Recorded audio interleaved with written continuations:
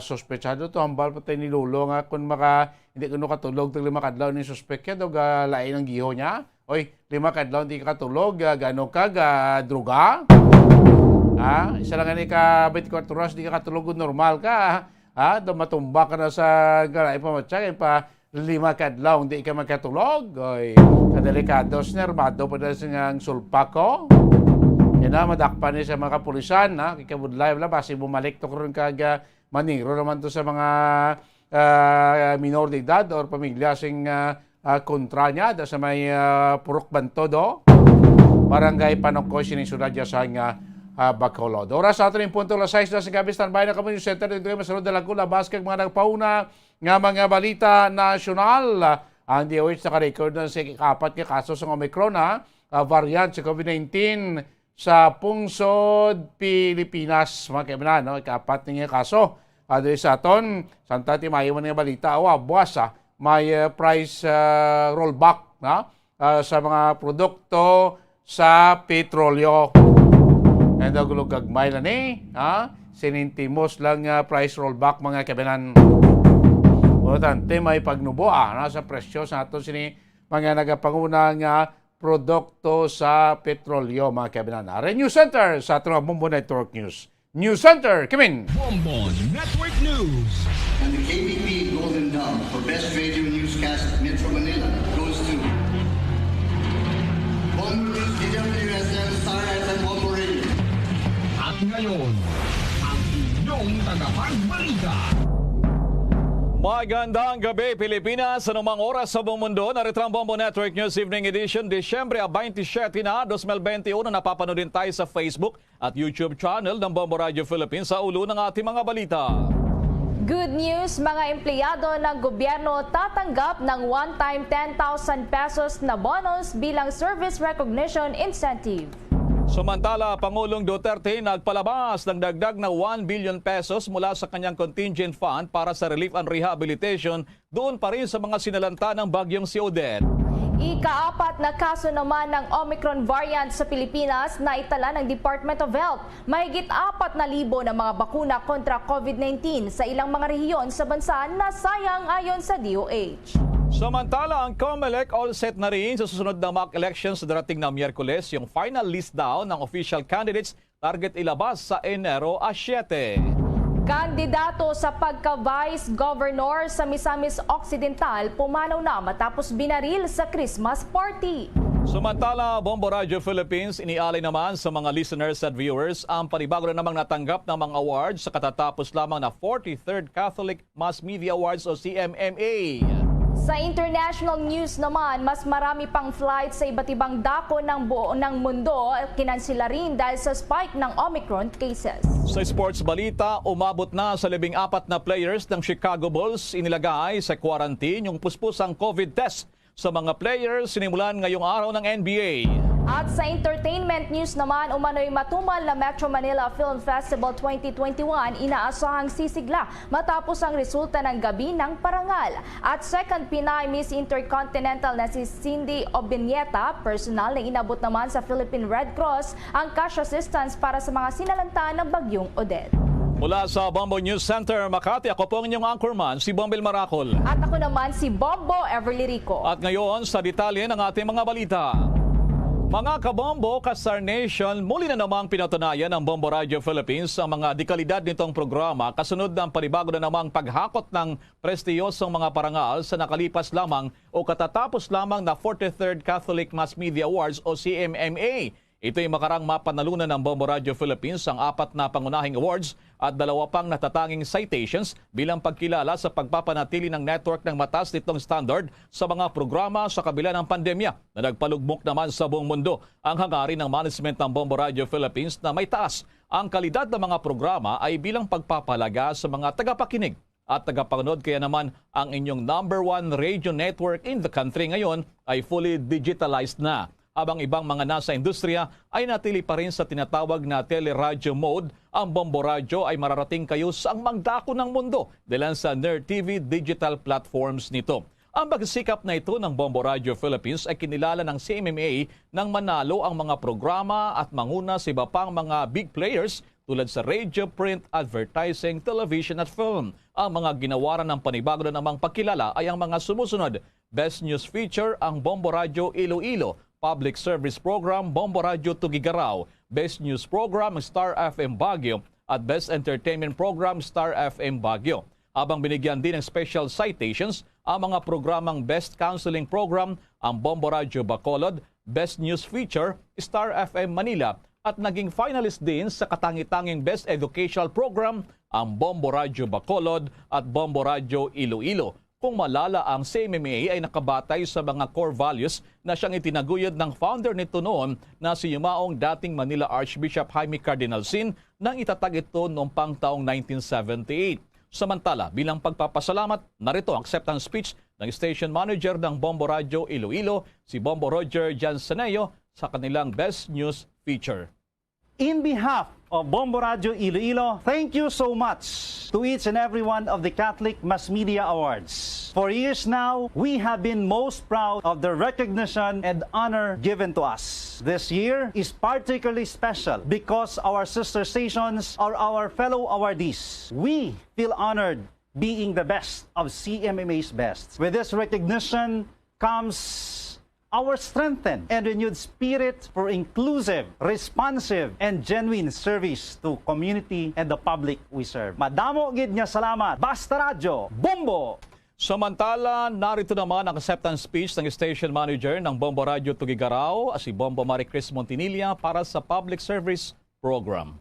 We at Bombo Radio Philippines are humbled to be chosen as the winner for the Best Public Service Program Award. We hope that the work we do at Bombo Radio Tugigaraw can serve as an inspiration to others. We would like to dedicate this award to our visionary chairman, Dr. Rogelio M. Florete, for his unending guidance and support. Our gratitude also goes to Mr. Jose Genil de Morito in helping us to achieve this award. Sa mga kabombo at ka-Star Nation, maraming salamat po. Basta Radyo, Bombo! Samantala, habang sa Best News Program ng CMMA Awards, narito naman ang station manager ng Star FM Baguio sa DJ Gabi at sina DJ Nash at DJ Simon. Thank you, Lord, and thank you, CMMA. We are accepting this award for Star FM Baguio and for the whole Star FM division of Bombo Radio Philippines. A pure FM station winning Best News Program is very much possible because of the ingrained culture of excellence in both the AM and FM division of our network. Indeed, radio continues to be an important source of information for many of our countrymen. And so Star FM and Bombo Radio Philippines will continue to deliver the news first, fast, and right. Star FM, it's all for you. Samantala, narito naman ang pagpapasalamat ng Star FM Bacolod sa pamamagitan ng station manager DJ JC bilang Best Entertainment Program. In behalf of Star FM Bacolod team, Star FM Philippines, we are overwhelmed with gratitude to have been selected to receive the Best Entertainment Program Award. Thank you so much, Lord, and thank you so much, CMMA. This award symbolizes the strong faith of everyone in the entertainment industry amidst the pandemic, sharing how great is our God, inspiring everyone, and making people happy. Star FM and Bombo Radio Philippines will continue to serve the nation through music and information. Ka-Bombo and Ka-Star Nation, it's all for you. Samantala, muli inaalay po ng Bombo Radio Philippines ang panibag na namang mga parangal na yan sa mga listeners natin at mga mahal naming mga viewers na walang sawa pong sumusuporta sa mga programa at promo na siyang inspirasyon din upang pag-ibayuhin pa namin yung pagsisikap at mapanatili ang mga dekalidad na mga programa at serbisyo. Sa iba namang mga balita, buhos pa rin ngayon ang mga pasahero na nais namang humabol sa pagsalubong sa bagong taon. Ito ay makaraang makapag-monitor ang Philippine Coast Guard ng kabuang 12,414 na mga outbound passengers nitong araw sa iba't iba pang mga pantalan sa buong bansa. Habang nasa 9,016 inbound passengers naman sa mga pantalan. Dahil dito, pinaigting din ng Philippine Coast Guard ang kanilang inspection sa mga sasakyang pandagat at mga motor bangkas na mahigit na sa 100. Pinadami rin ng Coast Guard ang pagdedeploy ng mga frontline personnel sa 15 ng mga PCG districts sa iba't ibang panig ng bansa na umaabot na sa 1,551. Samantala, si Bambalita naman, umakyat na sa 388 ang death toll o kaya naman ay mga nasawi sa nangyaring pananalasa ng bagyong si Odette. Iniulat ngayon ng Civil Defense Office sa Metro Manila, 6 na po pa ang missing habang dandam pa rin ang mga netalang sugatan. Mahigit naman 4 na milyong katao ang patuloy ding hinahatiran ng tulong sa mahigit 400 mga lungsod at bayan kung saan nasa 482,000 ang kabahayan ang sinira ng kalamidad. Mahigit 300,000 katao naman ang natili pa rin sa mga evacuation centers. Habang doble kayo din ang pamalaan sa paghatid ng pagkain, tubig at mga kinakailangang damit para sa mga nasalanta ng ating mga kababayan at yung panibagong hamon nga yung kinakaharap ngayon ng mga biktima ng bagyo kung saan 140 katao ang nagkasakit dilan umano sa kontaminadong tubig. Ayon sa Department of Health, nasa 80 katao ang nagkasakit naman ng acute gastroenteritis sa may bahagi yan ng Southern Province ng Dinagat Islands habang nasa mahigit 50 katao naman ang kasalukuyang ginagamot nila sa diarrhea sa ospital sa isla ng Siargao at 16 na kaso rin naitala ng diarrhea sa Central City ng Cebu dyan po naman sa may Cebu Province. Samantala, mga apektado ng bagyong Odette nasa mahigit 4 na milyon na. Makidetalye tayo mula kay Bombo Annalise Subirano. Aabot sa mahigit 1 million pamilya o katumbas ng 4.2 na individual ang apektado ng pananalasa ng bagyong Odette. Batayan sa pinakuling datos ng National Disaster Risk Reduction Management Council kaninang alas 11 ng tanghali. Nagmula ang nasabing bilang sa mga lugar ng Mimaropa, Bicol Region, Eastern, Central at Western Visayas. Gayon din sa Zamboanga Peninsula, Northern Mindanao, Davao Region, Sorsogon, Caraga at BARMM.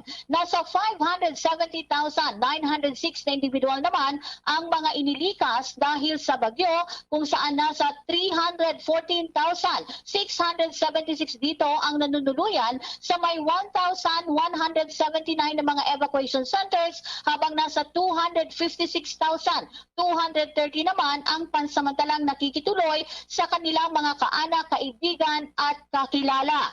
Patuloy din ang pagtaas ng bilang ng mga napapaulat na mga casualties dulot ng bagyong Odette. Batay sa datos ng NDRRMC, aabot na ngayon sa 389 ang bilang ng mga napaulat na nasawi, 64 ang napaulat na nawawala, habang 1,146 naman ang bilang ng mga sugatan. Ngunit nilinaw ng NDRRMC na mula sa nabanggit na mga bilang ay 52 pa lamang ang kumpirmadong nasawi dahil sa bagyo. 73 ang mga kumpirmadong nasugatan habang 15 ang kumpirmadong nawawala dahil sa bagyo. Habang ang nalalabing bilang naman ay isinasailalim pa sa masusing validation ng Office of the Civil Defense, DILG at DSWD. Bombo Annalise Montaño Soberano nag-uulat para sa Pambansang Radyo ng Pilipinas. Para sa radyo, Bombo! Bombo, ang report ng OCD, ang NDRMC, halos 400 na yung mga nasawi sa ating kababayan. Parang nakumpirma na nila yung data na naunang naitala dito ng PNP. Bomboan, since nagparehas na yung kanilang bilang, what about yung PNP? Magtutuloy-tuloy pa rin ba sila, Bomboan? Sa ngayon, Bombo Elmar, wala nang balak ang Philippine National Police na magbigay pa ng datos ng itong casualties dahil ipinaubaya na nila ito sa Office of the Civil Defense, sa DILG at DSWD. Ayon sa PNP, kung may mga nakukuha naman silang mga report hinggil sa casualties, ito ay direkta na nilang ibibigay sa OCD, DILG at DSWD at hindi na sila ang maglalabas ng mga datos, Bombo Elmar. Sige, maraming salamat si Bombo Annalise Subirano. Samantala sa kaugnay pa ring balita, wala pang naitatalang kaso ng COVID-19 sa mga evacuees na sinalanta ng bagyong si Odette. Ayon kay National Disaster Risk Reduction Management Council spokesperson Mark Timbal, wala pa namang natatanggap na report ang kanilang kagawaran kaugnay sa mga kaso ng COVID-19 sa mga inilikas nating mga kababayan. Aniya, patuloy ang kanilang pagpapaalala sa mga LGUs at yung tinatawag na mga camp managers, tiyakin na may mga sapat na supply ang mga ito ng face mask at siguraduhin na patuloy nakakasunod ang mga evacuees sa pinatutupad na minimum public health standards sa mga lugar nila. Bagamat mahirap ay patuloy pa rin na nilang ginagawa ang lahat ng kanilang makakaya at sa tulong na rin ng mga health officials upang masiguro na walang magiging hawaan ng COVID-19 virus sa natura namang mga evacuation center. Samantala, kooperasyon naman ang hiniling naman ng NDRMC sa magitan ng spokesperson sa mga evacuees na agad ipaalam sa mga kinaukulan kung sakaling makaramdaman ang mga ito ng mga sintomas ng respiratory diseases o lagnat upang agad na makapagsagawa ng quarantine isolation activities at maiwasan na mahawa nito ang iba nilang mga kasamahan sa mga evacuation centers. Nakiisa na rin ang Philippine Airlines Group sa pagbibigay ng tulong para sa mga kababayan natin na sinalanta ng bagyong Odette. Ayon kay PAL Express President Bonifacio Sam, ito ay ang kanilang paraan ng pagtulong sa isinasagawang rescue at relief efforts ng pamahalaan. Nagpadala ang ahensya ng nasa 100,000 kilo ng mga food packs, water bottles at iba pang mga basic necessities para sa mga bahagi ng Visayas at Mindanao na pininsala ng kalamidad.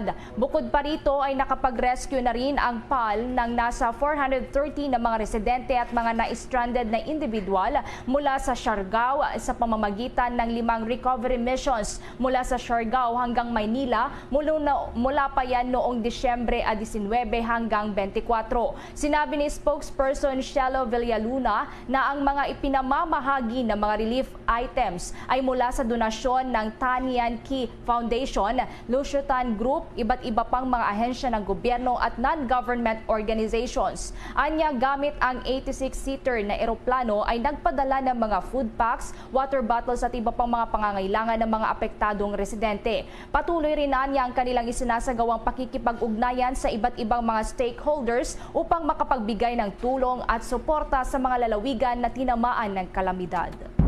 Samantala, may good news naman na inihabol ang Malacanang bago matapos ang taong kasalukuyan. Ito ay para naman doon sa ating mga empleyado ng gobyerno. At gina rin itong pagpapalabas na rin ng Pangulong Duterte, dagdag na pondo para naman sa mga sinalanta pa rin ng kalamidad. Mga detalye ng mga balitang yan mula sa Malacanang kay Bombo Raymond Tinasa. Bombo Elmar, Bombo Ever, inianunsyo ngayong araw ng Department of Budget Management na ilalabas na nila ang panibagong 1 bilyong pisong pondo pantulong sa mga biktima ng kalamidad. Sinabi ni DBM Acting Secretary Tina Rose Canda na rinsunod na rin ito sa utos si Pangulong Duterte para bilisan ang pagpapalabas ng pondo. Kukuhanin ito sa contingent fund ng Pangulo. Unang inilabas ang 1 bilyong piso nitong nagdaang Biyernes. Maliban nito, inaigpan ni Secretary Canda na bago matapos ang taon, magpapalabas din sila ng 4 na bilyong pisong halaga mula naman sa Quick Response Fund ng mga ahensya ng gobyerno para sa mga apektadong lokal na pamahalaan upang may paabot sa kanilang mga residente. Narito pa ang dagdag na bahagi ng payag ni Secretary Canda. Yun po ay mula sa contingent fund ni Pangulo. Tapos yung karagdagang 1 bilyon today, galing din yan sa sa contingent fund ni Pangulong Duterte. So bali 2 bilyon ang ibibigay niya mula sa contingent fund. Tapos yung 2 bilyon naman sa calamity, yun ililipat sa quick response fund para magamit na rin agad ng mga ahensya para sa pagtugon doon sa mga pangangailangan. Yan, prepositioning yan at saka yung mga relief efforts yan, doon kinukuha sa quick response fund yun. Ang bahagi na pahayag ni DBM Acting Secretary Canda. Samantala ito, good news sa ating mga kababayan na mga empleyado ng pamahalaan sa ilalim ng Executive Department dahil sila ay makatanggap ng tinatawag na 10,000 pesos na Service Recognition Incentive o SRI. At ito ay sa pamamagitan ng Administrative Order 45 na inilabas ng Malacanang ngayong araw na pinirmahan ni Pangulong Duterte noong bisperas ng Pasko, December 25. At yung naturang pondo ay maaari nang makuha simula bukas onwards at bago matapos ang taon. At ito ay para sa lahat ng mga civilian personnel na regular, kontraktual o kaya ay casual positions. Gayun din yung mga personnel sa nagtatrabaho sa government service as of November 30. So kahit yung mga nawala na sa trabaho, nag-resign, nag-retire o tinanggal noong December 1, 2021 onwards ay sila pa rin ay qualified sa naturang one-time na 10,000 cash incentive. Ganoon din yung mga personnel na nakapag-serbisyo na at least ng 4 months na mayroong satisfactory service as of November 30. At ganoon din naman yung mga empleyado na hindi nakatanggap ng additional year-end benefit sa ngayong taon, 2021, at ito ay kasama sila sa tatanggap. At yung mga nakapag-render o nang kulang sa 4 months with satisfactory service as of November 30, meron silang 40% ng SRI amount. So 40% ng 10,000. Habang yung mga naka 2 months naman, as of November 30, ay meron silang 30%. Yun yung kanilang matatanggap, Bombo Elmar. At yung mga naka 1 month pa lamang with satisfactory service ay merong 20%, at yung mas mababa pa sa isang buwan yung kanilang pagserbisyo pero maganda naman yung performance ay makakuha ng 10,000% ng SRI o katumbas yan ng 1,000 piso, Bombo Elmar. So good news yan ang inantabayanan ng ating mga empleyado sa pamahalaan. Bombo Raymond, yes. So talagang uniform yan ha, kahit sino sila sa lahat ng empleyado sa gobyerno. Pero Bombo Raymond, mga 2 araw na lang tayo ha, kasi ang 30, holiday yan, Bombo Raymond. So maihabol pa ba yan ang pangako dyan sa Malacanang para sa talaga namang naihabol? Liban ito sa bonus o kaya 13-month pay ha, Bombo Raymond? Oo, kasi yung AO Bombo Elmar, pinirmahan ng Pangulo noong December 24 pa. Okay. So talagang for downloading. At may budget ba ito ha, Bombo Raymond? Yes, talagang nakaalat na yan. So most likely simula bukas ay maaari na may download at maipadala na yung kanilang 10,000 na dagdag na insentibo, Bombo Elmar. Pero yung mga, syempre yung matatawag na walang employer-employee relationship at yung mga tumatanggap ng sahod mula sa non-personnel services, appropriations or budget ay hindi kasama sa tatanggap gaya ng mga consultants o yung mga kumbaga binabayaran lang for period of time na mga eksperto, mga technical analysis at mga ganon. At yung mga manggagawa na naka-job contracts lang, yung pakyawan at yung tatawag na student workers and apprentices, hindi sila kasama. So talagang yung mga, talagang at least man lang, nakapag 1 buwan na nagtrabaho, Bombo Elmar. So yung buo, syempre, yung mga at least buo na naka 4 months na sila sa serbisyo sa gobyerno, Bombo Elmar. Aba, sabi ito ni Bombo Joshua, narinig ko, sana all. Maraming salamat, Bombo Raymond, sa good news na yan para sa mga government workers. Yes, so sana all. Hindi pa naman tapos ang taon, Bombo Elmar. Para sa Bombo Network News, Bombo Raymond Tinazo nagulat para sa pambansang radyo ng Pilipinas, Basta Radyo. Bombo! Sa karagdagan pang balita, aabot na sa 6 billion pesos ang ilalabas ng pamahalaan sa katapusan ng linggo para sa response efforts kasunod ng pananalasan ng Bagyong Odette sa Central at Southern Philippines. Ayon kay Budget Acting Secretary Tina Canda, sa 6 billion pesos, 1 billion pesos na ang kanilang nailabas noong araw ng Biyernes at 1 billion pesos pa ulit ngayong araw ng Lunes sa mga local government units na sinalanta ng Bagyong Odette. Ang natitirang 4 billion pesos naman ay para sa ayuda sa mga local government units na ipapahatid nila sa mga binagyong mamamayan na manggagaling naman sa national budget sa susunod na taon. Nauna na ngang nangako si Pangulong Rodrigo Duterte na maglilikom siya ng 10 billion pesos para sa recovery efforts kaugnay sa nagdaang bagyo. Magugunitan na ilang daang libo ang namatay, ilang libong bahay ang nasira at nasa 630,000 katao naman ang lumikas dahil sa pananalasan ng Bagyong Odette. Sa kaugnay namang balita, pinasaya ng Philippine Coast Guard o PCG ang maraming mga bata sa Siargao Islands na kabilang sa matinding sinalanta na nakaraang bagyong si Odette. Nagdala kasi ang mga ito ng iba't ibang mga laruan sa panguna ni Philippine Coast Guard District Northern Mindanao Commander at Commanding General Captain Jeronimo Tovilla. Namalas naman sa mga batang saya na kahit papaano sa panahon ng Kapaskuhan sa kanilang murang edad ay hindi maramdaman ang labis na pait na dinadanas kayo ng kanilang lugar dahil sa pinsala ng kalamidad. Samantala, todo pasalamat naman ang mga magulang ng mga bata sa mga personahe ng Philippine Coast Guard na hindi nakalimutang magmalasakit lalo na sa panahon ng sakuna at kahit papaano ipadama rin sa mga bata ang saya ng Kapaskuhan.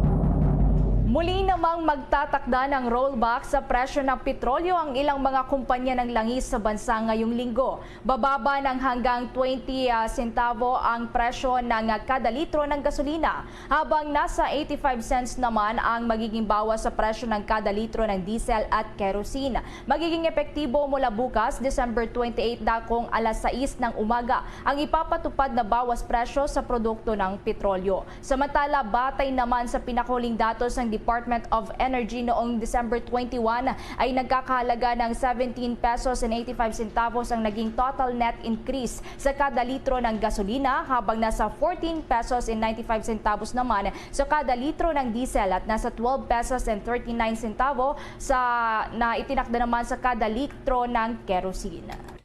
Samantala pa rin, binalaan po ng Department of Trade and Industry o DTI ay yung mga merchants, itong mga negosyante at mga traders, hinggil pa rin sa overpricing at price hikes. Partikular na tinukoy ng DTI itong mga merchants at traders sa mga lugar na nasa ilalim ngayon ng state of calamity kasunod ng pananalasa ng bagyong si Odette. Kabilang sa mga lugar nito ay ang Mimaropa area, yung Western Visayas, Central Visayas, Eastern Visayas, Northern Mindanao at Caraga Region. Iginit ng DTI, may tuturing na paglabag sa Republic Act No. 7581 o Price Act ang overpricing at pagkapatupad ng price hike sa mga lugar na nasa ilalim ng state of calamity. Paliwanag ng kagawaran, dila naman sa state of emergency sa mga apektadong lugar, magkakaroon ng control sa presyuhan para matiyak ang availability ng basic goods at commodities. Inikayat ng DTI ang publiko makakaranas po ng overpricing na dumulog lamang sa kanilang hotline o mag-email sa kanila sa consumercare@dti.gov.ph o bumisita o mag-i-click lamang yung kanilang website sa internet. The Coronavirus Infectious Disease or COVID-19 Pandemic Update. Nakapagtala ngayon ang Department of Health ng 318 na karagdagang kaso ng COVID-19 sa Pilipinas. Gayunpaman, umabot sa 26 na mga laboratorio ang hindi nakapagsumite ng kanilang data sa DOH. Sa naturang bilang, nasa 12 ang hindi operational dahil sa holiday break nitong weekend at ng ilan pa ay apektado nga sa nagdaang kalamidad. Sinasabing nasa ikalimang sunod na araw na ngayon na tumataas ang positivity rate at active cases sa Pilipinas na tinatamaan ng virus na nasa 2.2%. Gayunpaman, inaasahan na raw ito ng mga eksperto dahil sa kakaunti ang nagpapatest. Sa ngayon, ang kabuang COVID cases sa Pilipinas mula noong nakalipas na taon ay nasa 2,838,792 na.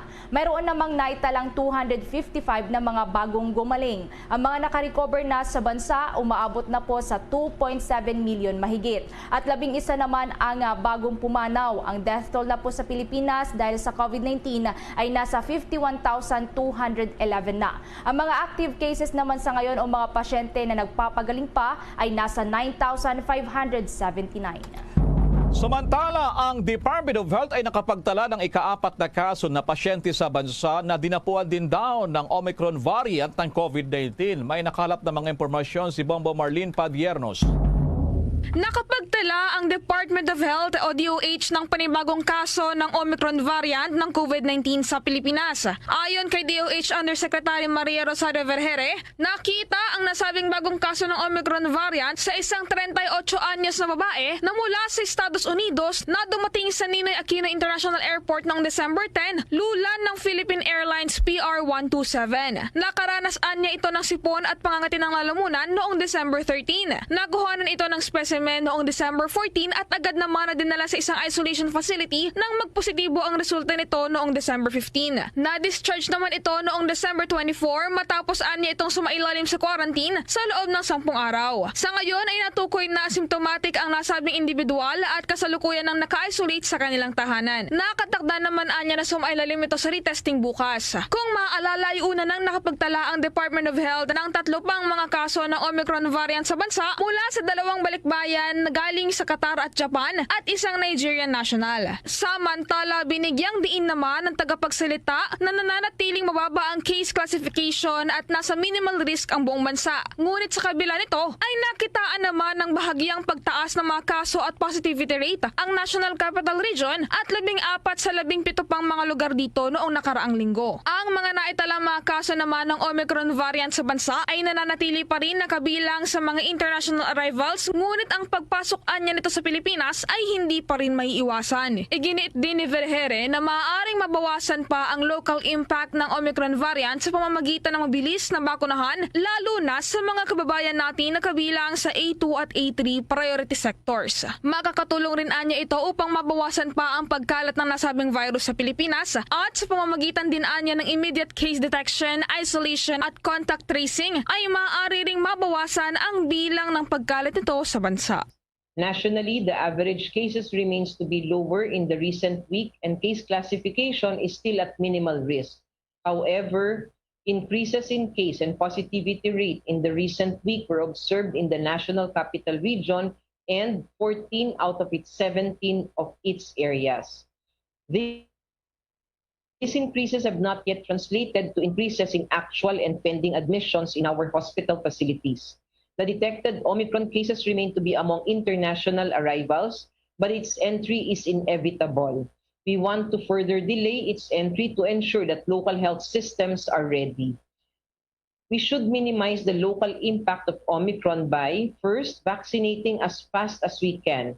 We should prioritize our A2 and A3 to minimize the burden on our healthcare capacity as they have the highest likelihood for hospitalization and deaths. Second, vaccination may lessen the transmission of this disease. Next would be to control case increases through immediate case detection, isolation, and contact tracing. Lowering case numbers means lesser chances for the virus to be transmitted and the chances for it to further mutate. Para sa Bombo Network News, ako po si Bombo Marlene Padiernos, nag-uulat para sa Pambansang Radyo ng Pilipinas, Basta Radio, Bombo!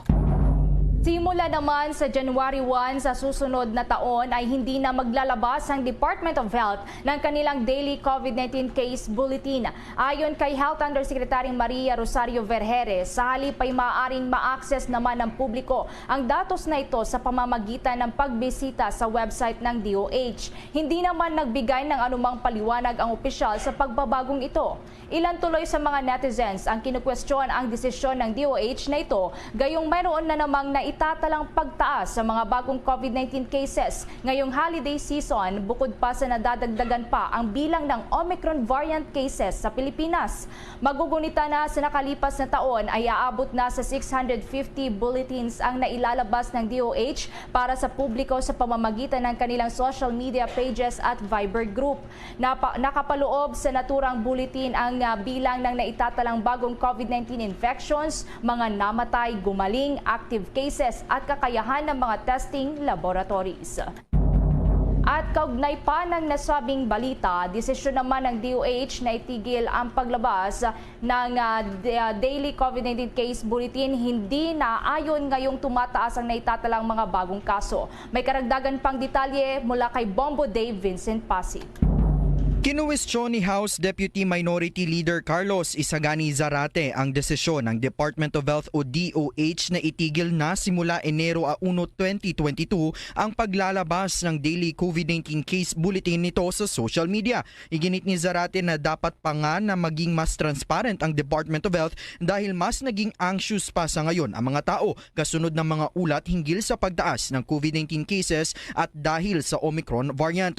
Hindi na dapat aniya hintayin pa ng Department of Health na parang maging Delta variant ang antas ng pagkalat ng COVID-19 bago sila umaksyon. Ayon pa kay Zarate, tila lumalabas na ang hakbang na ito ng Department of Health ay isa na namang pamamaraan ng Duterte administration para ipagkibit balikat ang pagtaas ulit ng COVID-19 cases. Ito ay lalo pa aniya at papalapit na ng papalapit ang halalan pero nananatiling incompetent at ineffective naman ang COVID-19 response. Ang ganitong desisyon ng DOH ay ay sumasalamin lamang aniya sa mga kaalyado at kandidato ng administrasyon. Dagdag pa ni Zarate na dapat sa ngayon ay mas magpakasipag pa ang pamahalaan para maipalaam sa mga tao ang paglaban sa COVID-19 para mas maraming magpabakuna at mas mag-ingat. Hindi aniya dapat na parang itinatago pa ng DOH o pinapahirapan ang publiko na malaman ang mga datos at para hindi sila masisi sa kanilang kapalpakan kung ganito man ang nangyayari. Bombo Davidson, Pasit, nag-uulat para sa Pambansang Radyo ng Pilipinas. Basta Radio, Bombo! Abangan mamaya sa ating police report yung tumatakbo sa pagka-vice governor dyan sa Misamis Occidental na binaril ng sniper di umano habang nagkaroon ng Christmas party. Abay, may update tayo niyan mamaya. Samantala muna, nasayang daw ang mahigit sa 4,000 doses ng mga bakuna laban sa COVID-19 sa ilang reyon sa Pilipinas dahil sa epekto ng bagyong si Odette. Sinabi ni DOH Undersecretary Maria Rosario Vergere na nasa 4,120 na mga bakuna kontra COVID-19 ang nasayang sa mga reyon ng Mimaropa, yung Region 6 at Region 7. Paliwanag ng opisyal, ito ay dala naman sa pagkawala ng kuryente o supply ng kuryente at iba pang mga rason na dinulot naman ng bagyong si Odette sa sabing mga lugar. Anya, may ilan ring mga bakuna ang ibinalik at inilipat upang mapag-aralan kung maaari pa rin na gamitin ang mga ito at iturok naman sa mga tao. Samantala, sinisiguro naman ni Yusek Vergere na patuloy ang pag-aral dito ng Department of Health at ilalabas niya ang resulta nito sa publiko sa oras na matapos na ang kanilang isinagawang assessment. Ang health news ay natid po sa inyo ng Immunomax, the one and only immunomodulator made with pure CM glucan. Samantala, ang Commission on Election naman all set na sa susunod na mock election sa Miyerkules. Final list naman ng official candidates sa 2022 polls target na ilabas sa Enero 7. May pag-uulat pa si Bombo Gerald Ulep. Handa na ang Commission on Elections o COMELEC sa susunod na mock elections na isasagawa sa Miyerkules, Disyembre 29. Ayon kay COMELEC spokesman James Jimenez, isasagawa ang mock elections sa 7 rehiyon sa bansa. Kabilang narito ang National Capital Region, Regions 2, 5, 7, 8, 11 at Bangsamoro Autonomous Region and Muslim Mindanao o BARMM. Sa National Capital Region, kabilang sa pagdarausan ng mock elections ang Pateros, ang una at ikalawang distrito ng Taguig at ang first at second district ng Pasay City. Sa Region 2, isasagawa itong mock elections sa Cagayan City at Cordon doon sa Isabela. Sa Region 5, isasagawa ito sa Legazpi City at Pio Duram sa Albay. Sa Region 7, isasagawa naman sa Dumaguete City at Sambuanguita sa Negros Occidental.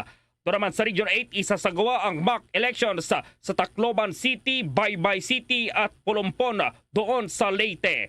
Sa Bangsamoro Autonomous Region in Muslim Mindanao, isasagawa itong mock elections sa Sharif Agwak at Buluan sa Maguindanao. At sa Region 11 ay isasagawa naman sa Digos City at Sulop doon sa Davao del Sur. You can observe the mock elections December 29 from 7 a.m. to 5 p.m. Okay? 7 a.m. to 5 p.m. How we're going to do it is like how we did the simulation exercise, where you all come in and you're going to be held at the, you have a holding area, and then you will be taken on a tour of the facility where we're conducting the voting. Pero may kasama kayo, no? You'll be guided. Hindi tayo pwedeng magpalakad-lakad sa loob ng presinto as soon as when the exercise starts.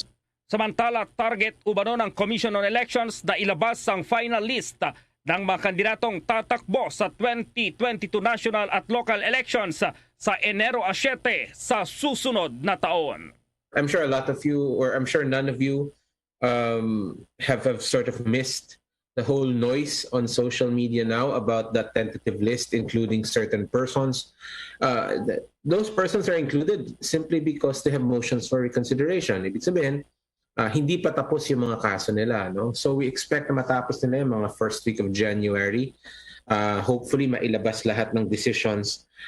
We have until January 7 to actually finish everything, no? So that we won't be late for printing. Kanina nga ay ipinasilip din ni Jimenez ang balota at election returns na gagamitin sa mock elections maging sa halalan sa Mayo 9 sa susunod na taon. This is the test ballot for 2022. Okay. It is a whopping 30 inches long. Okay. 30 inches. Party list will be on the back. Party list lang ang nasa likod. Alright? Front will be president and all of the other local positions, senator, etc., local positions, and in the back, party list. Of course, as usual, the machines will be printing election returns, and this is how long the election return will be. And haba, it's not over yet. I have not been able to measure this yet, but it's long. Haba. So, yan. Mahaba siya. Yan ang tinig ni COMELEC spokesman James Jimenez. Para sa Bombo Network News, Bombo Gerald D. Ulet para sa Pambansang Radyo ng Pilipinas, Basta Radio, Bombo! Abangan sa ating entertainment news, abay matumal daw ang ginaganap ngayong Metro Manila Film Festival at itong Miss Intercontinental na Pinay na beauty queen na si Cindy Obieneta. Abay bumisita raw sa Philippine Red Cross Headquarters. Pero bago ang mga balitang yan, samantala muna, inamin ng National Grid Corporation of the Philippines o NGCP na sadyang malaking hamon ngayon ang agarang pagbabalik supply ng kuryente sa mabilis na paraan matapos sirain ng Super Typhoon Odette ang kanilang mga transmission lines. Ayon kay NGCP spokesperson Cynthia Alabanza, malaking problema ang iniwan ng bagyo sa national grid ng bansa. Makarang sirain ang kabuang 818 na mga poste. Ito'y liban pa sa libo-libo ring mga poste ng mga electric cooperatives. O narito sinabi ni Atty. Alabanza, target ng NGCP na may saayos ang transmission lines sa loob ng 3 buwan. Pero ang mga power distributors ay kailangan din namang magdublikayod upang maserbisyuhan yung mga customers nila. Umaasa naman si Bohol Governor Arthur Yap na pagsapit ng buwan ng Marso, 100% na rin na naibalik ang supply ng kuryente sa kanilang mga kababayan. Samantalang iba pang prioridad na mga lugar ng NGCP sa power restoration, itong Surigao del Norte at Surigao del Sur. Nanguna pa rin ang mga dayuhan mula sa Amerika na minabuting sa Pilipinas magpalipas ng bakasyon sa panahon ng Pasko. Sa report ng Bureau of Immigration Commissioner Jaime Morente ngayong araw, inaasahan na umano nila ang highest number of arrivals ng mga foreign nationals na Americans. Ang mga bumisita kasi sa Pilipinas nitong holiday ay umabot sa mahigit 141,000. Ayon sa immigration, ang mga Americans ay bumuhos sa bansa na umaabot sa 12,455. Sinusundan sila ng mga Canadians na nasa 2,805 at mga Japanese na kabuang 1,645. Sa ulat naman ni BI Port Operations Chief Carlos Capulong, ang mga dumating sa bansa noong December 24 at December 25 ay nadoble pa ang bilang kumpara naman noong nakalipas na taon. Batay pa sa record ng BI, nasa 5,478 na mga Pinoy ang temporaryong umuwi ng Pilipinas pero ngayong taon ay lumobo pa sa 11,074. Umaasa naman ang gobyerno na sa susunod na taon ay mas marami pa ang dadayo sa Pilipinas lalo na at pinag-iibayo na din naman ang vaccination program. Samantala, may balak dito ngayon ang mga ahensya ng gobyerno na irekomenda kay Pangulong Rodrigo Duterte na palawakin pa yung implementasyon ng price freeze. May follow-up dito si Bombo Dennis Samito. Target ng Department of Trade and Industry na masaklaw na rin ang price freeze ang iba pang produkto kahit labas doon sa itinuturing na basic goods. Kasunod yan ang natuklasang nadoble o natriple pa nga ang presyo ng ibang produkto kahit umiiral nga ang state of calamity at bawal sana ang paggalaw ng mga presyo ng mga pangunahin at iba pang bilihin. Pero lumalabas na may ilang produkto na hindi saklaw ng basic necessities at prime commodities. Ayon nga kay Trade Secretary Ramon Lopez, ang simpleng tubig ay tumaas ng doble o triple ngunit hindi marendahan ang price increase kapag wala sa klasifikasyon ng mga produkto. Kaya nais ni Lopez na idulog kay Pangulong Rodrigo Duterte ang pagkakaroon ng mas malawak na batas ukol dito para hindi na dedehado ang mga karaniwang customer. Ang tinutukoy ni Lopez ay ang mga apektado ng nagdaang Typhoon Odette, kung saan ay marami ang nasira mga produkto, pati na ang serbisyo ng tubig ay nawala rin. Ang supply ng kuryente ay hindi rin mapakinabangan at ang signal ng telepono ay nawala rin doon sa mga lugar na hinagupit ng naturang sama ng panahon. Kaya naman, ang mga produktong may kaugnayan sa mga nabanggit na pangangailangan ay nadoble at natriple ang presyo at hindi umano ito marendahan ng Department of Trade and Industry. Nagpapasaklolo rin ng DTI sa iba pang mga ahensya ng gobyerno kagaya ng DILG upang matulungan sila sa pagbabantay doon sa mga negosyante na labis kung magtaas ng kanilang mga presyo para sa iba't ibang mga produkto. Bombo Elmar? Bombo Dennis, kung ganitong hakbang na ng DTI, ibig sabihin na lumalala ba itong problema doon sa kabila ng may calamity tayo doon sa mga lugar na ka-price freeze, gusto pang palawakin ng DTI. So, ibig bang sabihin nito na talagang hindi na mapigilan, Bombo Dennis? May mga pagkakataon, Bombo Elmar, na halos hindi mapigilan. Pagka tumataas kasi yung demand doon sa mga produkto, tumataas din yung presyo. Ito yung nais mangyari ng DTI na kahit may mga ganitong sitwasyon, para ito sa hinaharap na panahon, mabantayan. Kumbaga, hindi magiging abuso yung ginagawa ng ilang mga negosyante. Kung wala ng supply, di maghahanap doon sa mga karating na lugar sa pamamagitan ng mga ahensya ng gobyerno. Magtutulungan na lamang, Bombo Elmar, at hindi tataasan ng husto yung presyo ng mga bilihin. Yan yung gustong mangyari ni Trade Secretary Ramon Lopez. Pero sa kasalukuyan kasi ay talagang kinakapos, lalo na yung tubig doon, lalo na doon sa parte ng Bohol, yung ilang bahagi ng Cebu, at pati na yung ibang mga produkto, Bombo Elmar, na hindi naman saklaw ng DTI ay nakita nila ng matinding pagtaas ng presyo. Katulad ng gasolina at crudo, ito yung saklaw ng Department of Energy. So, kumbaga, kailangan itap din nila yung ibang ahensya ng gobyerno. So, sa mga ganitong pagkakataon, it's up to Malacanang kung ano magiging direktiba dito, Bombo Elmar. Kasi may mga produkto hindi naman talaga mamonitor ng DTI dahil labas dun sa kanilang mga binabantayang klase ng mga produkto, Bombo Elmar. So, kailangan itap nila yung iba pang mga ahensya. So, kung may direktiba para dun sa mas malawak na price freeze at mga kalintulad pa na direktiba at kautusan, ay mas madali ang implementasyon ng mga patakaran. Bombo Dennis, si Bombo Ever may follow-up question din sa malaking problema nitong pagtaas ng presyo ng mga bilihin sa mga lugar na tinamaan ng kalamidad. Go ahead, Bombo Ever. Yes, Bombo Dennis, ano naman yung mga hakbang or rekomendasyon ngayon ng DTI, hindi lamang dito sa mga lugar na naapektuhan ng bagyo, kundi maski na rin sa iba pang mga local government units na pagkukuhanan ng mga supply na idadala doon sa mga lugar na nasalanta ng bagyo, kung magkakaroon din ba ng kumbaga pag-regulate sa mga presyo ng mga bilihin sa ibang mga lugar, Bombo Dennis? Well, ang hakbang ng DTI na nais mangyari dito ay magkaroon ng coordination, malinaw na mga hakbang na kumbaga magkakaisa yung mga ahensya ng gobyerno para ang kanilang direktiban sinusunod malawak at matitiyak na nai-implement, Bombo Ever.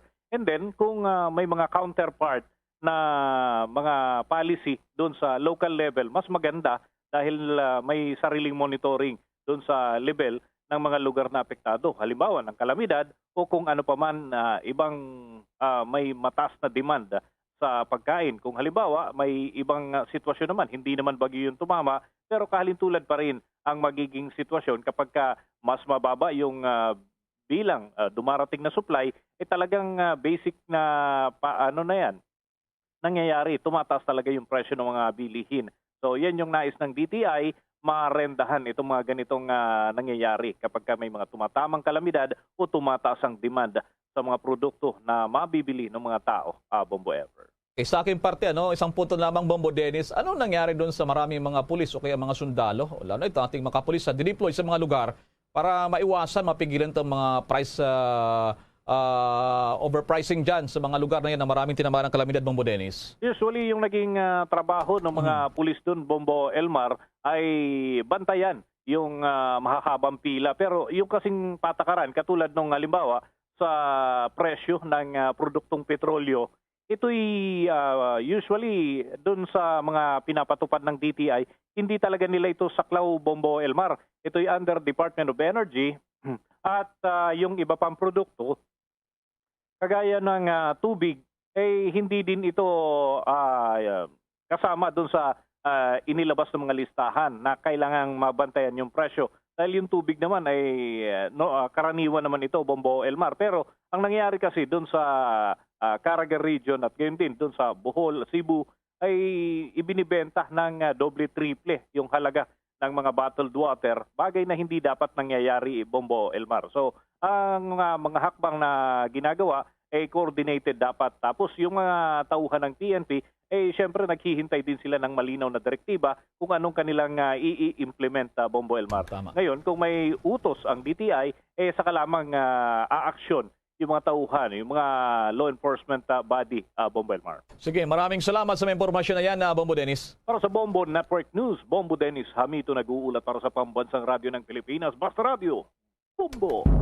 Sa iba pang balita, kinilala ng National Museum ang Quezon Memorial Circle bilang isa sa National Cultural Treasures ng bansa. Ang katawagan na National Cultural Treasure ay ang pinakamataas na government distinction para ibigay sa isang cultural property. Batay sa Republic Act 10066 o ang National Cultural Heritage Act of 2009, ang pagiging National Cultural Treasure kabilang sa kadahilanan ay ang unique cultural property na merong pinakamagandang historical, cultural, artistic o kaya scientific value sa bansa. Bilang reaksyon, labis naman ang pasasalamat ni Quezon City Mayor Joy Belmonte sa naturang pagkilala mula sa National Museum of the Philippines. Ang Quezon Memorial na nasa Quezon Memorial Circle ay dinisenyo ni Arch Federico Ilostre ng Bureau of Public Works na ngayon ay DPWH. Ang tinatawag na Equilateral Triangular Shrine ay alay sa yumaong si dating Presidente Manuel Luis Quezon. Makikita rito ang museum na nagsisilbi ring mausoleo ng dating Presidente ng bansa at kanyang asawa na si Aurora.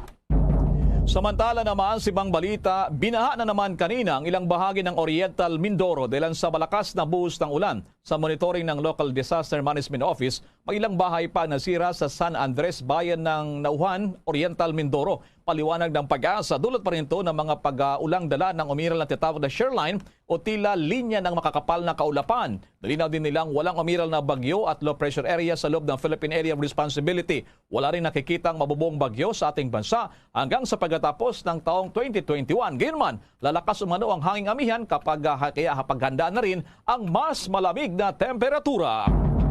Samantala, ang Misamis Occidental Vice Governor candidate naman pumanaw na habang binigyang medikasyon sa Maynila. May detalye pa ang Bombo Radyo Cagayan de Oro.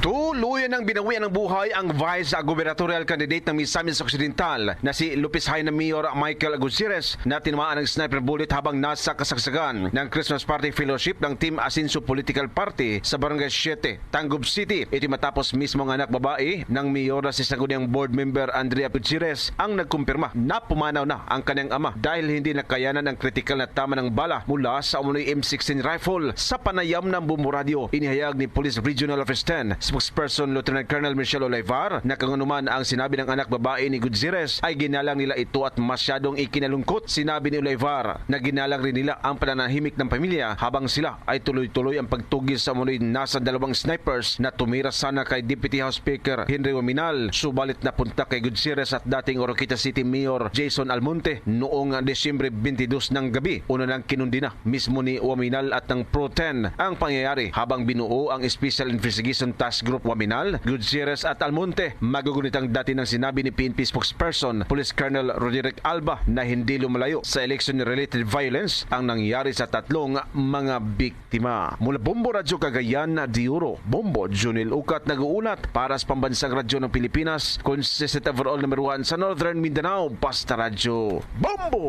Madako tayo dyan sa Aklan, isa sa pinakamalaking festival dyan, yung Ati-Atihan na sikat din. Abay, maki-update tayo ano mangyari sa buwan naman ng Enero. Nasa linya ngayon ang Bombo Radyo Kalibo. Sa ikalawang sunod-sunod na taon dahil sa COVID-19 pandemic, kansilado pa rin ang ilang malalaking aktibidad na nakasanayan tuwing Ati-Atihan Festival sa darating na Enero 2022. Ayon kay Kalibo Mayor Emerson Lachica, hindi muna magsasagawa ng tradisyonal na sadsad o merrymaking sa kalsada upang maiwasan ang muling pagtaas ng kaso ng deadly virus lalo pa at nakapasok na niya sa bansa ang Omicron variant. Hindi niya maiwasang dumugin ng maraming tao ang event lalo na ang mga deboto ni Senior Santo Niño de Calibo. Subalit siguro ng Ati-Atihan organizers na magkakaroon pa rin sila ng mga aktibidad upang maramdaman ang diwa ng festival na nakatakda sa Enero 10 hanggang 16 sa susunod na taon. Ito ay kinabibilangan ng Enter Barangay Mosaic Contest, Bendisyon Photo Contest, Color My Ati 2022, Pinta Ati o Ati-Atihan Temp Painting Contest, Soksok ni Santo Niño Custom Design Contest at Miss Kalibo Ati-Atihan Beauty Pageant. Nabatid na hindi rin itutuloy ngayong taon ng iba't ibang bayan sa akla ng kanilang mga selebrasyon na may sariling bersyon ng Ati-Atihan Festival, kagaya ng Ibahay, Makato, Batan, Leso, Malinaw, Kalibo at sa isla ng Boracay. Para sa Bombo Network News mula rito sa Bombo Radyo Kalibo, Bombo Michael Alano nagulat para sa Pambansang Radyo ng Pilipinas at consistent overall number 1 sa Aklan. Basta Radio, Bombo! Bombo International News. Mahigit 1,400 flights ang kinansila ngayong araw kung saan higit na apektado ang mga patungo sa bansang China at Amerika dahil sa naitatalang COVID-19 cases bunsod ng highly transmissible na Omicron variant. Majority ng flights ang kinansila sa Chinese companies, kabilang ang China Eastern na nagkansila ng mahigit 300 flights at Air China na nagkansila na rin ng 141 flights. Lubos na apektado rin ang mga paliparan sa Beijing at sa Shanghai na nagkansila ng 300 flights sa kabuuan. Samantala, ayon naman sa US Airlines, ang dahilan ng pagkaantala ng flights ay ang pagpositibo naman sa COVID-19 o pag-isolate ng mga crew. Labis na naapektuhan ng mga kumpanya ang United na may 84 na cancellation flights at JetBlue na may 66 flights ang kinansila. Mahigpit din na minomonitor ngayon ng US authorities ang ilang mga cruise ships na nakapagtala ng COVID-19 cases na pumapalaot sa karagatang sakop ng Amerika. Sa ngayon, ang Omicron na ang dominant na strain ng COVID-19 sa US. Sa kabuuan, pumapalo naman na sa mahigit 8,000 na mga flights ang grounded mula noon pang bisperas ng Pasko. Bombo Sports News. Sa NBA, umaabot na sa 14 na mga players ng Chicago Bulls ang inilagay sa quarantine matapos na 3 pang mga players ang inilagay din ng NBA sa COVID-19 health and safety protocols. Ito'y makarang ipasok na rin sa isolation ngayong araw ang Bulls star na si Lonzo Ball. Kabilang pa sa bagong nasa quarantine ay ang forward na si Alfonso McKinney at maging ang center na si Tony Bradley. Nitong buwan lamang ng Disyembre, umabot sa 14 na players ang sumilalim sa health protocols na maging ang coach ng Chicago Bulls na si Billy Donovan ng nakalipas lamang na weekend. Sa laro kanina naman, abay, swerte, nanalo pa rin ang Chicago laban sa Indiana Pacers pero meron na silang mga reinforcement 113-105. Nakabalik na rin si Zach LaVine na merong 32 points na kagagaling lamang sa quarantine. Simula ngayong araw, pinag-ibayo ng NBA ang COVID testing sa loob ng 2 linggo dahil sa holiday season celebration kasama na ang New Year. Bombo Entertainment News. Matumal na Metro Manila Film Festival 2021 inaasahang sisigla matapos ang resulta ng gabi ng parangal. At second Pinay Miss Intercontinental na si Cindy Obinieta, personal na inabot na rin sa Philippine Red Cross ang kanyang cash assistance para sa mga sinalanta ng bagyong Odette. May chika si Bombones kay Abia Mercado. Nagpasalamat ang Philippine Red Cross sa Binibining Pilipinas Charities Incorporated matapos magpaabot ang ₱250,000 bilang tulong pinansyal sa mga sinalanta ng bagyong Odette. Bandang 3:00 kaninang hapon, ng personal na ipaabot ng organisasyon ang nasabing cash assistance kay Philippine Red Cross Chairman Richard Gordon at iba pang opisyal. Nanguna sa pagbigay ng tseke sina Binibining Pilipinas International 2021 Hannah Arnold at Miss Intercontinental 2021 Cinderella Obenita. Si Cindy ang pangalawang Pinay na nakasungkit ng Miss International crown, habang si Hannah naman ay tatangkain pang maibigay sa bansa ang pang-pitong Miss International title sa coronation na gaganapin sa Japan sa susunod na taon. Samantala, sa kabila ng pagiging matumal na buhos ng tao sa mga sinihan para sa Metro Manila Film Festival o MMFF, may ilang Pinoy movie fanatics pa rin ang naghayag ng kani-kanilang manok na mananalo sa gabi ng parangal. Maglalaban para sa Best Actress sina Kim Chu, Charo Santos, magkapatid na Tony at Alex Gonzaga, Rita Daniela at Daniela Stranner. Sa Best Actor naman, matunog ang pangalan ni Raymond Bagatsing, pero pinaka-inaabangan ang mahigpit na labanan sa lead actors na sina Ding Dong Dantes at John Arcilla para sa Korean action flick na A Hard Day.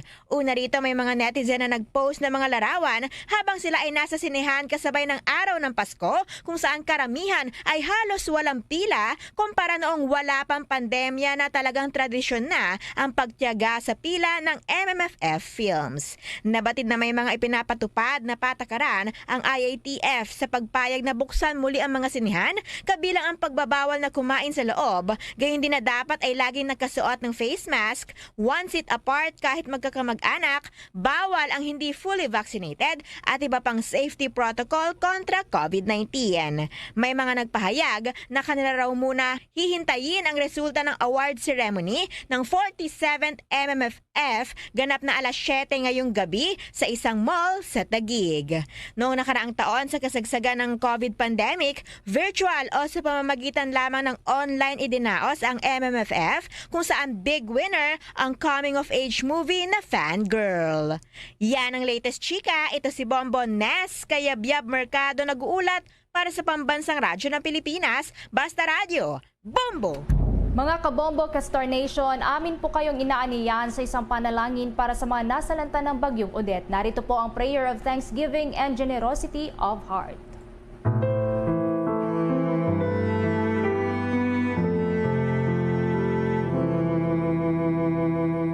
Lord, in this time of great need, we plead you for your mercy for those who suffer the effects of Typhoon Odette, as we thank you for the many who were spared from its destructive powers. Up to now, many people are afraid. Many are anxious, fearing their loved ones are among the dead and fearing for their future and safety. Those who are injured and ill cry for relief. Those who have lost their homes and their livelihood cry out in anguish. Comfort them and give them hope. Console their hearts and ease their pain. Lord, may we who are granted your shield and protection be given a pure heart to help them, to know what to do, and to have the compassion, fortitude, and creativity to do it. Move us to respond now to the urgent needs that cannot wait. Steady us to be there in the future as the victims of this disaster try to rebuild their lives. Give us the grace of generosity in our prayers and our contributions. We are all brothers and sisters. We are the work of your hands. Receive the dead into your love. Comfort the survivors with the power and protection of your peace. May we love as you love, and may we all find peace in this tumultuous world. Our help is in the name of the Lord, who made heaven and earth. Amen. Mga kabombo ka Star Nation, 5 araw na lamang bago magbagong taon. At live, nationwide, worldwide, via satellite mula sa Bombo News Center Makati, kami po ang inyong mga tagapaghatid balita. Ako si Bombo Everly Rico. Ako naman si Bombel Maracol para sa Pambansang Radyo ng Pilipinas, Basta Radio, Bombo! At sumainyo ang kalipunan ng maiinit at pangunahing mga balita sa Bombo Network News. Hatid sa inyo ng Pambansang Radyo ng Pilipinas, Bombo Radio Philippines. Basta Radio Bombo!